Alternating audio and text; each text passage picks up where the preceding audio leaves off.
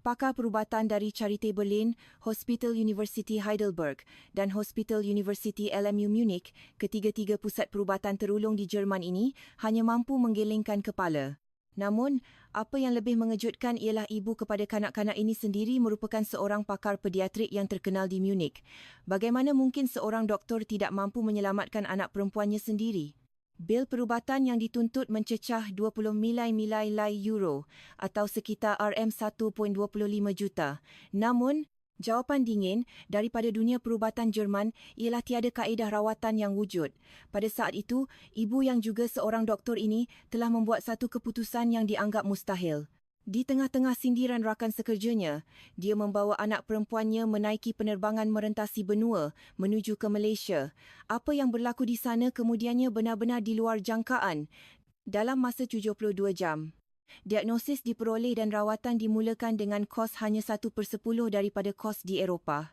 Sokongan anda melalui perkongsian kisah ini amat bermakna. Sila kongsi kisah ini agar lebih ramai mendapat manfaat. Hari ini, kami mendedahkan catatan 72 jam yang mendebarkan bagi sebuah keluarga doktor Jerman yang telah menggegarkan dunia perubatan Eropah. Hello, saya Dr. Sarah Müller. Saya bekerja sebagai pakar pediatrik di Munich, Jerman. Datuk saya juga seorang doktor dan bapa saya ialah seorang pakar bedah ortopedik. Bagi keluarga kami, dunia perubatan adalah kebanggaan yang diwarisi selama 3 generasi. Setiap hari, saya berasa puas dapat merawat kanak-kanak yang sakit dan saya percaya anak perempuan saya, Olivia, juga membesar dengan sihat. Namun, segalanya berubah pada Mac 2024 ketika Olivia berusia 8 tahun.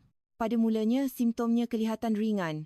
Dia sering terjatuh semasa menaiki tangga dan kerap menjatuhkan pensel kerana tangannya lemah.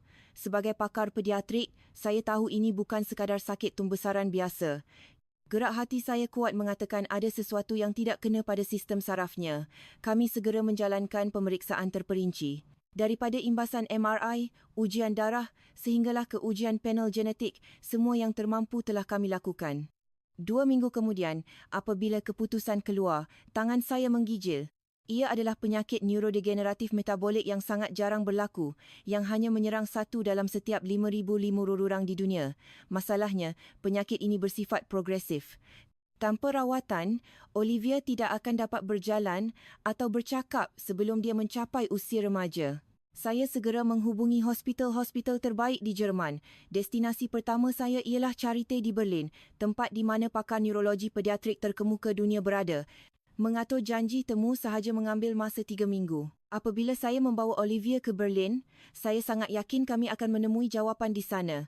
Namun, keputusannya amat menghampakan. Profesor yang merawatnya berkata dengan nada serius bahawa tiada rawatan yang diluluskan oleh Agensi Ubat-Ubatan Eropah, EMA, buat masa ini.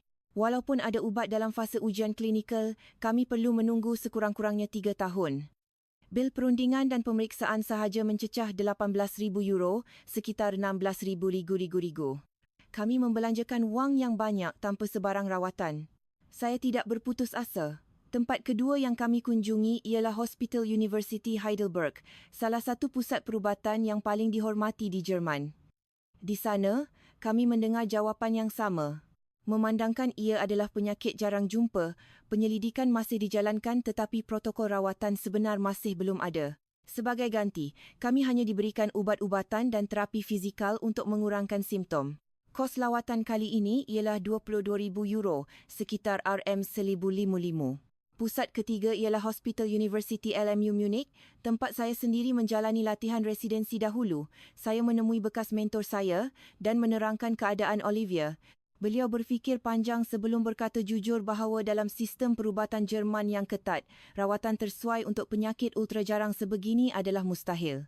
Proses kelulusan daripada Badan Kawal Selia Perubatan Jerman, BAFARM dan EMA mengambil masa sekurang-kurangnya 5 hingga 10 tahun, sedangkan Olivia tidak mempunyai masa sebanyak itu. Apabila digabungkan semua bil daripada 3 hospital ini, jumlahnya mencecah 65,000 euro, sekitar RM325,000. Walaupun insurans saya menanggung sebahagian daripadanya, jumlah sebenar yang perlu saya bayar sendiri melalui polisi deduktif dan bayaran bersama adalah sebanyak 27,7 euro, sekitar RM435,000. Kozen 3 tusanti ribu Apa yang menyedihkan, rawatan sebenar langsung belum bermula. Kami hanya mendapat 3 diagnosis berbeza dan kehilangan banyak wang. Apa yang lebih mengecewakan ialah masa yang kian suntuk. Keadaan Olivia semakin merosot. Sebulan lalu dia masih boleh berjalan perlahan, tetapi kini dia memerlukan kerusi roda untuk bergerak. Setiap malam, saya menangis melihat wajahnya yang sedang tidur. Sebagai seorang doktor daripada generasi ketiga keluarga perubatan, saya berasa sangat tidak berguna kerana tidak dapat menyelamatkan anak sendiri. Berada di klinik saya setiap hari dirasakan seperti satu penyiksaan. Di sebalik merawat pesakit-pesakit kecil saya, fikiran saya hanya tertumpu kepada Olivia. Rakan sekerja cuba menenangkan saya, tetapi sia-sia kerana mereka juga tahu bahawa penyakit jarang jumpa adalah zon buta dalam sistem perubatan Jerman. Pada suatu petang, semasa saya sedang membelek jurnal perubatan di ruang rehat hospital, saya terjumpa satu tajuk artikel yang menarik perhatian. Rawatan oligonukleotida antisens, ASO, tersuai pesakit. Percubaan klinikal N-OFF 1'. Penulisnya merupakan pasukan penyelidik dari Pusat Penyakit Jarang Jumpa Kanak-Kanak di Pusat Perubatan Universiti Malaya, PPUM Malaysia. Tangan saya menggigil membaca kertas kajian tersebut. Pasukan penyelidik itu telah berjaya membangunkan terapi genetik tersuai hanya untuk seorang pesakit sahaja, kaedah yang dianggap mustahil di Jerman disebabkan oleh kekangan kelulusan birokrasi BFRM. Apa yang lebih mengejutkan ialah tempoh rawatannya. Dari diagnosis hingga pembangunan ubat tersuai hanya mengambil masa 6 months, manakala permulaan rawatan sebenar hanya mengambil masa 8 bulan. Saya segera melayari laman web PPUM. Bahagian perkhidmatan pesakit antarabangsa mereka sangat tersusun dengan sistem pendaftaran dalam bahasa Inggeris yang mesra pengguna. Pada saat itu satu fikiran terlintas. Mungkinkah Malaysia tempat yang boleh menyelamatkan Olivia? Namun keraguan mula timbul. Malaysia? Saya hampir tidak tahu apa-apa tentang sistem perubatan mereka. Bagi kebanyakan doktor di Eropah, Malaysia hanya dikenali sebagai destinasi pelancongan kosmetik, rawatan pergigian atau pusat peranginan pantai. Keesokan harinya, saya bertanya secara tidak formal kepada rakan sekerja saya di bilik mesyuarat tentang standard perubatan di Malaysia untuk penyakit jarang jumpa. Reaksi mereka adalah seperti yang dijangka. Seorang doktor senior tersenyum sinis dan berkata, jika untuk pembedahan plastik atau rawatan pergigian, bolehlah.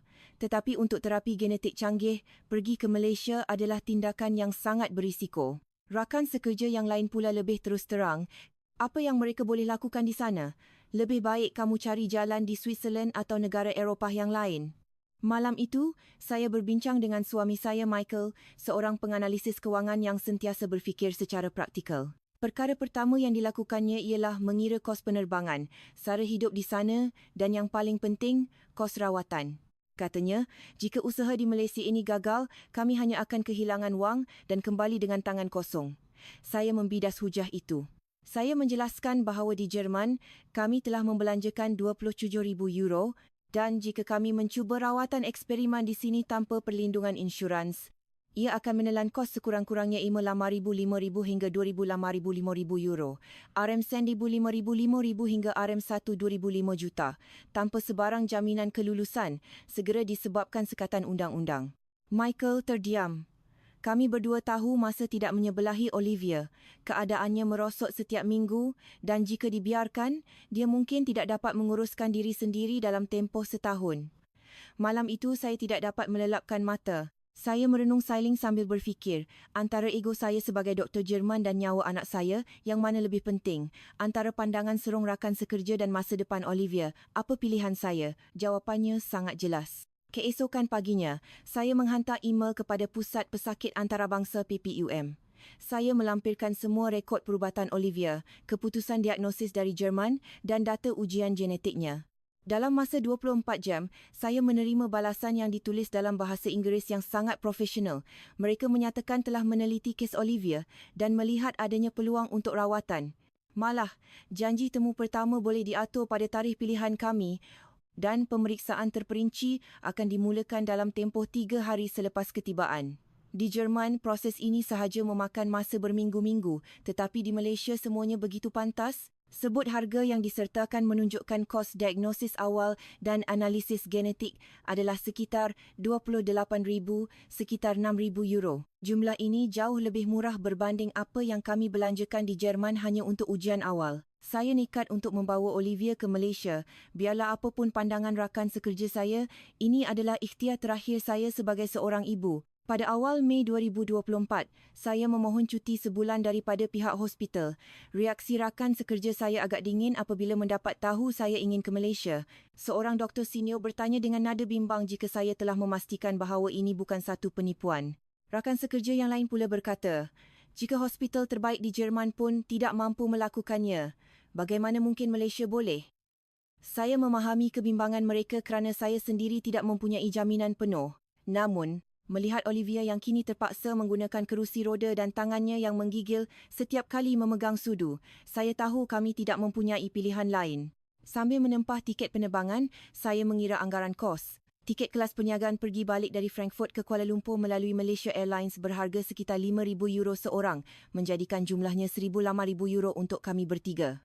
Anggaran kos sara hidup selama sebulan di Kuala Lumpur termasuk hotel dan makan minum adalah sekitar €1,000,000. Bersama-sama kos diagnosis awal, jumlah keseluruhan ialah €30,000 sekitar RM155,000. Di Jerman, rawatan eksperimen yang tidak menentu memerlukan sekurang-kurangnya €15,000 hingga €25,000. Perjalanan ke Malaysia ini adalah keputusan yang sangat rasional dari segi kewangan. Malam sebelum berlepas, saya bertanya kepada Olivia sama ada dia bersedia untuk menaiki pesawat ke negara yang jauh. Olivia memandang saya dengan matanya yang bulat dan mengangguk perlahan. Kanak-kanak sekecil itu sudah memahami kesukaran yang dialami tubuhnya dan betapa bimbangnya ibunya. Pada 15 Mei, kami tiba di lapangan terbang antarabangsa Frankfurt untuk menaiki penerbangan terus selama 12 jam ke Kuala Lumpur. Di dalam pesawat, saya tidak dapat tidur. Sambil melihat peta penerbangan merentasi Eropah dan Asia, saya terus mempersoalkan keputusan saya. Bagaimana jika Malaysia juga gagal? Saya meneliti semula semua fail perubatan Olivia yang dibawa bersama sebagai sandaran, walaupun semuanya telah dihantar secara digital. Apabila kami mendarat di Clear pada jam 5 petang waktu tempatan, wakil dari Pusat Pesakit Antarabangsa PPUM sudah sedia menunggu kami dengan papan tanda nama kami. Beliau menyapa kami dengan bahasa Inggeris yang sangat fasih dan mesra. Sepanjang perjalanan ke hospital, beliau menerangkan jadual kami secara terperinci. Esok pagi jam 9 pagi adalah janji temu pertama, diikuti ujian darah dan imbasan pengimejan pada sebelah petang. Hari berikutnya adalah sesi perbincangan dengan pakar genetik dan pada hari ketiga, keputusan analisis keseluruhan akan dibentangkan. Saya terpana. Di Jerman, setiap ujian memerlukan janji temu yang berasingan dengan jarak seminggu, tetapi di sini segala-galanya diselesaikan dalam masa 3 hari. Kami mendaftar masuk di sebuah hotel berhampiran hospital di Petaling Jaya. Melihat pemandangan malam Kuala Lumpur yang dipenuhi bangunan pencakar langit dan cahaya lampu yang dinamik, perasaan bimbang saya perlahan-lahan hilang. Michael memegang tangan saya dan berkata, kita sudah sampai di sini, tiada apa yang perlu dikesalkan. Mari kita lakukan yang terbaik. Saya mengangguk setuju. Olivia sudah pun nyenyak tidur di katilnya. Esok adalah penentu segalanya. Keesokan paginya jam 8.30 pagi, kami tiba di Pusat Perubatan Universiti Malaya, PPUM. Kemudahan hospital tersebut sangat moden, bersih dan setanding dengan hospital terbaik di Berlin atau Munich. Di Pusat Pesakit Antarabangsa, kami terus dibawa ke bilik rundingan tepat jam 9 pagi. Kami disambut oleh Profesor Dr. Farhan, seorang pakar neurologi pediatrik dan perubatan genetik klinikal. Beliau bercakap dalam bahasa Inggeris yang sangat sempurna tanpa sebarang masalah komunikasi. Saya dapat merasakan beliau telah mengkaji fail kes Olivia dengan sangat teliti sebelum pertemuan ini. Profesor Dr. Farhan menunjukkan hasil analisis mutasi genetik Olivia pada skrin besar. Beliau menerangkan secara terperinci tentang ralat sintesis protein EIFB3 disebabkan mutasi pada kromosom 11 yang membawa kepada kemerosotan sel saraf. Namun, apa yang membuatkan saya terkejut ialah apabila beliau berkata, mutasi ini boleh disasarkan menggunakan teknologi oligonukleotida antisense, ASO, yang tersuai. Saya bertanya bagaimana perkara ini boleh dilakukan di Malaysia sedangkan di Jerman ia dihalang oleh undang-undang kelulusan yang ketat.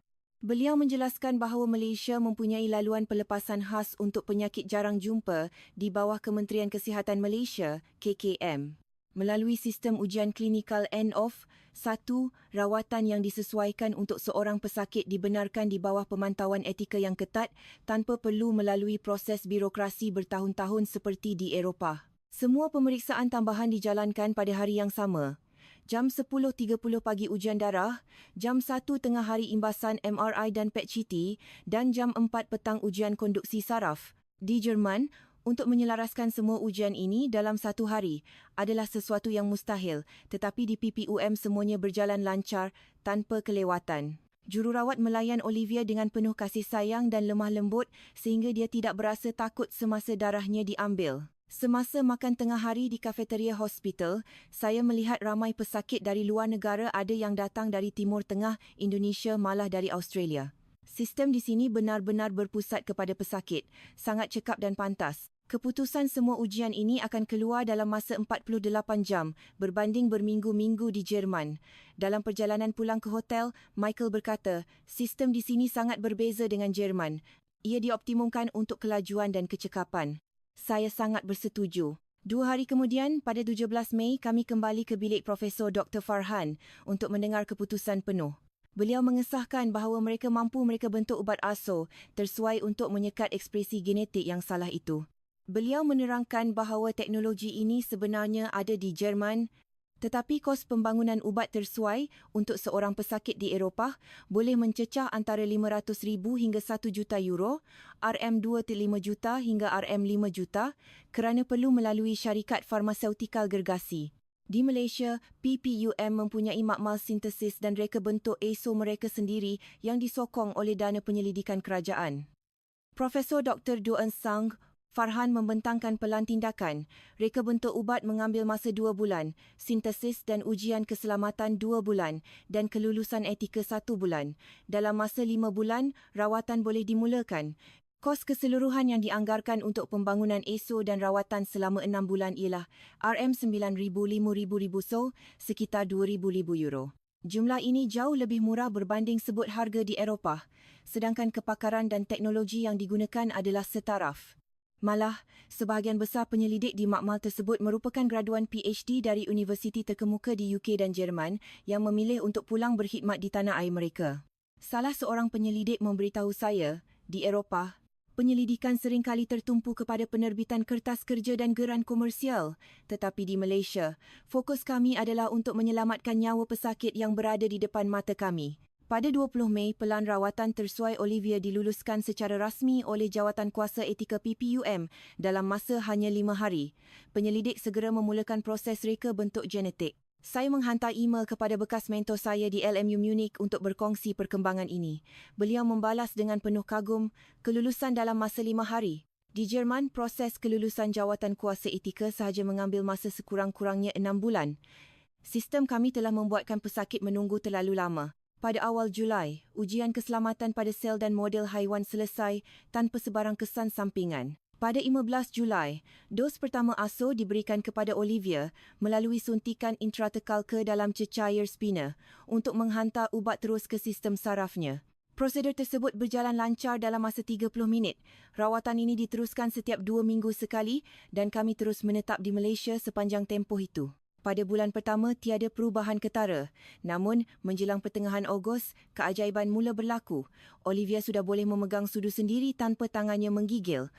Pada bulan September, dia mula mampu berdiri dan mengambil beberapa langkah tanpa bantuan kerusi roda. Air mata saya mengalir apabila melihatnya berjalan semula. Pada awal Oktober, pemeriksaan MRI menunjukkan bahawa kerosakan pada sel sarafnya telah berhenti sepenuhnya, malah beberapa laluan saraf mula menunjukkan tanda-tanda pemulihan. Profesor Dr. Farhan mengesahkan bahawa tindak balas Olivia terhadap rawatan adalah sangat baik dan dia boleh kembali menjalani kehidupan normal. Kos akhir rawatan, termasuk kos makmal dan penginapan hospital selama 5 bulan, adalah sebanyak RM9 bilang. Jumlah ini kurang daripada 1/5 berbanding kos yang dianggarkan di Jerman. Sebelum pulang pada bulan November, saya mengucapkan terima kasih yang tidak terhingga kepada Profesor Dr. Farhan dan pasukannya. Beliau hanya tersenyum merendah diri dan berkata, kami hanya menjalankan tugas kami sebagai doktor. Kekuatan sebenar datang daripada keberanian Olivia dan keputusan tepat yang anda buat. Sekembalinya ke Munich, rakan sekerja saya tergamam melihat Olivia yang dahulunya berkerusi roda kini boleh berlari dan melompat. Saya membentangkan laporan kes Olivia pada persidangan neurologi pediatrik Jerman di Heidelberg. Lebih 300 pakar perubatan hadir dan mereka sangat kagum dengan kelajuan proses kelulusan serta keberkesanan rawatan di Malaysia. Profesor dari Charité Berlin yang pernah kami temui secara terbuka mengakui masalah di Jerman bukanlah teknologi tetapi sistem birokrasi kita yang kaku. Kisah kami mendapat perhatian stesen televisyen nasional Jerman ZDF. Dalam temu bual tersebut, saya menyatakan secara jujur bahawa walaupun Jerman mempunyai teknologi perubatan yang hebat, sistemnya tidak dioptimumkan untuk bertindak pantas dalam menyelamatkan nyawa pesakit ultra jarang jumpa. Sebaliknya, Malaysia menawarkan sistem yang sangat efisien, pantas dan berpaksikan pesakit. Kini, pada tahun 2025, Olivia telah berusia 9 tahun dan menjalani kehidupan yang sangat aktif, malah dia menyertai kelab bola jaring di sekolahnya. Dia sering berkata dia mahu menjadi seorang doktor suatu hari nanti untuk membantu orang lain, sama seperti doktor-doktor yang merawatnya di Malaysia. Melalui rangkaian perubatan Jerman Malaysia yang saya tubuhkan bersama PPUM, lebih daripada 10 pesakit dari Jerman yang menghidapi penyakit jarang jumpa dan kanser peringkat akhir kini sedang menerima rawatan di Malaysia. Statistik menunjukkan bahawa pelancongan perubatan ke Malaysia dari negara-negara Eropah semakin meningkat, bukan lagi sekadar untuk rawatan kosmetik tetapi untuk rawatan kritikal yang canggih. Kisah Olivia adalah bukti bahawa apabila sistem perubatan meletakkan nyawa pesakit melebihi birokrasi dan keuntungan komersial, keajaiban pasti boleh berlaku. Terima kasih Malaysia kerana telah menyelamatkan anak perempuan saya dan memberikan saya sinar harapan baharu.